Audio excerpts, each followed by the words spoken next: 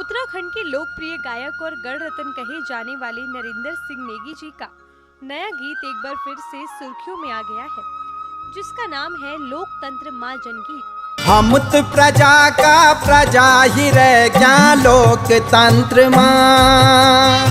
वही पहले भी अपने बेबाक गीतों से नेगी जी सियासत के प्याले में तूफान मचा चुके हैं। वही इससे पहले उनका नौछा मी नारेना गीत भी खूब चर्चाओं में रहा था।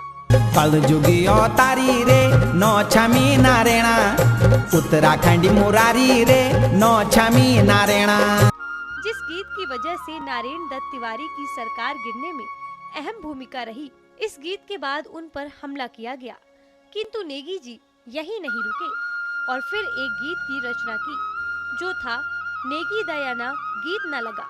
नेगी दा कि तेरे रे या ना गीत ना लगा। उसके बाद उनके गीत कमीशन को मीट भात ने भी उत्तराखंड में खूब बवाल मचाया। कमीशन की मीट भात रिश्वत को रे लो, कमीशन की शिकार भात रिश्वत को रे लो, जिसके चलते डॉक्टर रमेश पोखरियाल निशंक को अपनी सरकार से हाथ धोना पड़ा। अब एक बार फिर उनके गीत लोकतंत्र माँ जनगीत ने उत्तराखंड के युवाओं में जोश भर डाला है। हम तो प्रजा का प्रजा ही रह क्या लोकतंत्र माँ, जो कि उत्तराखंड में घोटालों की पोल खोल रही है।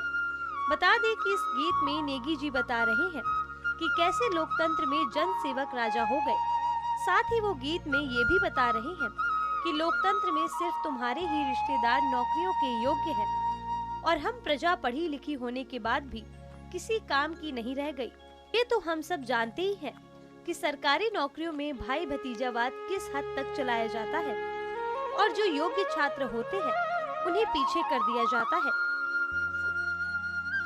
वो सिर्फ इसलिए क्योंकि उनके वहाँ किसी बड़े अधिकारी से पहचान नहीं होती। जब भी उत्तराखंड में सियासी हलचल होती है तो गढ़ रत्न नरेंद्र सिंह नेगी जी की नई रचना का इंतजार हर पहाड़ी और हर उत्तराखंडी को बेसब्री से होता है। NSU न्यूज के लिए दीपक दीपू नेगी की रिपोर्ट।